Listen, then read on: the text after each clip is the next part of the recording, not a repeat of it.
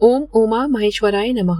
माताओं, बहनों और सभी भक्तजनों, आप सभी को हरतालिका तीज की हार्दिक शुभकामनाएं। माता पार्वती और भगवान शंकर की कृपा आप पर बनी रहे, आपके जीवन में सुख समृद्धि आए और यह व्रत आपके लिए मंगलकारी सिद्ध हो। आज हम सब मिलकर हरतालिका तीज के व्रत की पूजन विधि और पावन कथा का श्रवण करेंगे। भाद्रपद मास के शुक्ल पक्ष की तृतीया तिथि को यह व्रत किया जाता है। इस वर्ष 2025 में हरतालिका तीज 26 अगस्त मंगलवार के दिन मनाई जाएगी। तृतीया तिथि प्रारंभ होगी 25 अगस्त को दोपहर 12:34 पर और समाप्त होगी 26 अगस्त को दोपहर 1:54 पर। सुबह का शुभ पूजन मुहूर्त रहेगा 5:56 से 8:31 तक और प्रदोष काल का मुहूर्त होगा शाम 6:01 से 7:31 तक। इस दिन महिलाएं निर्जल उपवास रखकर प्रातःकाल स्नान के पश्चात सुंदर श्रृंगार करती हैं।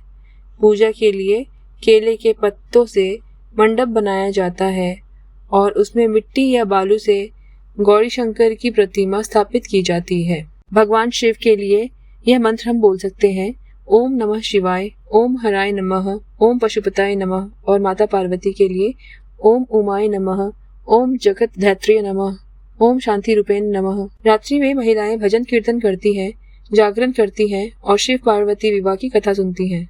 अगले दिन किसी सुहागिन स्त्री को वस्त्र, श्रृंगार, फल, मिठाई और आभूषण दान किए जाते हैं। फिर बालू का शिवलिंग जल में विसर्जित किया जाता है और खीरा खाकर व्रत का पारण किया जाता है। आइए इस व्रत की पावन कथा का श्रवण करते हैं। एक बार कैलाश पर्वत पर माता पार्वती जी ने भगवान शंकर से निवेदन किया, हे प्रभु, कृपा कर यह बताइए कि मैंने आपको पति के रूप में कैसे प्राप्त किया। किस व्रत और किस तपस्या के प्रभाव से यह संभव हुआ। तब महादेव ने बड़े सौम्य स्वर में कहा, हे पार्वती, यह रहस्य बहुत गुप्त है। जैसे तारों में चंद्रमा, वेदों में सामवेद, नदियों में गंगा श्रेष्ठ है, वैसे ही व्रतों में हरतालिका तीज व्रत श्रेष्ठ है। पूर्व जन्म में तुमने ही इस व्रत को किया था और मुझे पति रूप में पाया था।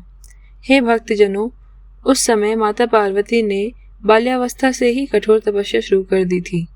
12 वर्षों तक कभी जल में खड़े होकर, कभी अग्नि में बैठकर, कभी खुले आकाश के नीचे रहकर उन्होंने तपस्या की।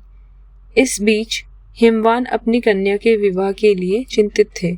तभी देव ऋषि नारद आए और बोले, हे गिरिराज, आपकी पुत्री के लिए भगवान विष्णु से श्रेष्ठ वर कोई नहीं। हिमवान ने यह सुनकर प्रसन्नता पूर्वक अपनी पुत्री का विवाह भगवान विष्णु से करने का निश्चय कर लिया। जब यह समाचार माता पार्वती जी को मिला तो वे बहुत दुखी हुई। उन्होंने अपनी सखी से कहा, मैं अपना तन मन पहले ही महादेव को अर्पित कर चुकी हूँ। यदि मेरा विवाह किसी और से हुआ तो मैं यह शरीर त्याग दूंगी। तब सखी ने कहा, हे देवी, इस नगर से दूर घने वन में चलो और वहाँ भगवान शंकर की आराधना करो। पार्वती जी ने अपनी सखी के साथ घने वन में चली गई। वहाँ नदी के तट पर उन्होंने मिट्टी के शिवलिंग बनाया और भाद्रपद शुक्ल तृतीया के दिन विधि पूर्वक पूजा की। रात्रि भर भजन कीर्तन और जागरण किया। उनकी इस अटूट भक्ति से भगवान शंकर प्रसन्न हो गए। वे प्रकट होकर बोले, हे वीरानने, मैं तुम्हारी तपस्या से प्रसन्न हूँ। मांगो क्या वर चाहती हो। माता पार्वती ने हाथ जोड़कर कहा, हे प्रभु, यदि आप प्रसन्न हैं तो आप ही मेरे पति बने। भगवान शंकर ने उनकी मनोकामना पूरी की और विवाह का वचन दिया। बाद में हिमवान भी वहां आए और अपनी पुत्री को गले से लगाकर रोने लगे। फिर विधि पूर्वक भगवान शिव और माता पार्वती का दिव्य विवाह संपन्न हुआ।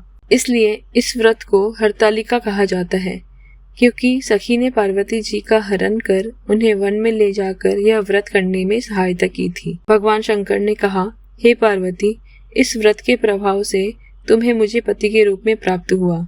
जो भी स्त्री यह व्रत श्रद्धा और भक्ति से करती है, उसे अखंड सौभाग्य प्राप्त होता है। अविवाहित कन्याएं अपने मन चाहे वर को पाती हैं और विवाहित स्त्रियां अपने सुहाग की रक्षा कर पाती हैं। हे भक्तजनों, यही है हरतालिका तीज का पावन कथा। इस व्रत से सारे पाप नष्ट हो जाते हैं और जीवन में सुख समृद्धि आती है। तो आओ सब मिलकर प्रेम पूर्वक बोले, बोलो शिव शंकर भगवान की जय, माता पार्वती जी की जय।